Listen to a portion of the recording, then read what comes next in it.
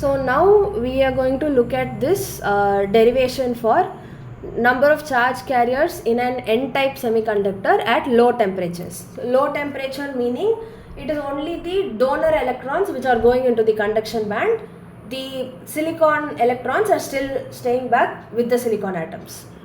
So we're going to call the number of carriers as Nn, that is the number of electrons in the conduction band, which is equal to the number of ionized impurity atoms. So the number of phosphorus electrons in the conduction band is equal to the number of phosphorus atoms with a positive charge which are here in the lattice structure. So we denote the number of electrons as Nn and the number of ionized atoms as Nd plus. Both of them are equal to each other. Now Nd plus would be the number density of impurity atoms into the probability that they are not occupied. So this is again extending the same logic which we saw first in quantum and then in yesterday's lecture.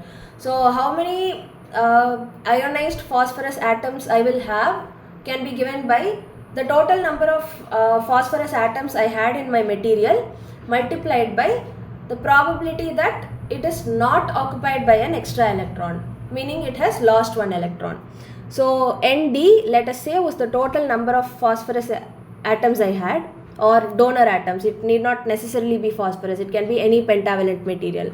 So Nd represents the number of donor atoms I totally have in my semiconductor, and 1 minus f of E is the probability that the fifth electron is vacant. Again we calculate 1 minus f of E just like we did yesterday, 1 minus 1 by 1 plus e power Ed minus Ef by Kt. Yesterday we were looking at proper intrinsic semiconductors. So we had Ec minus Ef or Ev minus Ef according to whatever we are calculating. Here, because we are talking about n-type, we measure with respect to the donor's average energy level, which is Ed. So when you take the LCM, you get this expression. The 1 and 1 in the numerator cancel out. So you will have e to the power Ed minus Ef by Kt divided by 1 plus e to the power Ed minus Ef by Kt. So you divide the numerator and denominator by this e power Ed minus Ef by Kt, you will get this expression.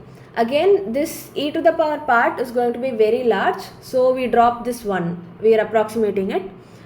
So finally your f of E is going to be Ed minus Ef by Kt. So we are doing the same thing we did in yesterday's derivation, in the derivation for intrinsic semiconductors. The only difference being, instead of using Ec or Ev, we are using Ed, because obviously we are talking about a donor atom and this is at low temperature, so we are calculating the number of ionized donor atoms. So we are looking at the energy level for the donor atoms. So finally, what is my expression for 1 minus f of E? E raised to Ed minus Ef by Kt. So what was the thing I wanted to find out? Number density of impurity atoms, Nd plus, which is Nd into 1 minus f of E. So Nd into e to the power Ed minus Ef by Kt. Now this is the expression we have for Nd plus, but we just saw that Nd plus equals Nn. Nd plus is the number of ionized donor atoms and Nn is the number of electrons in the conduction band. Every time an electron goes there, it creates an ionized donor atom, so the two quantities should be equal. So this is the expression we had for Nd plus. And for Nn, which is the number of electrons in the conduction band, this is a general expression which we derived yesterday. So this should obviously be equal to this, meaning Nc e raised to Ef minus Ec by Kt should be equal to Nd e raised to Ed minus Ef by Kt. So equating these two and then taking Nd and Nc to one side and the exponent terms to the other side, we get this expression. So again you combine the common terms and you take everything else to the other side using logarithm. Finally you will get this expression for Ef. Again, this is also very similar to what we did yesterday. Yesterday we worked in terms of Ec and Ev.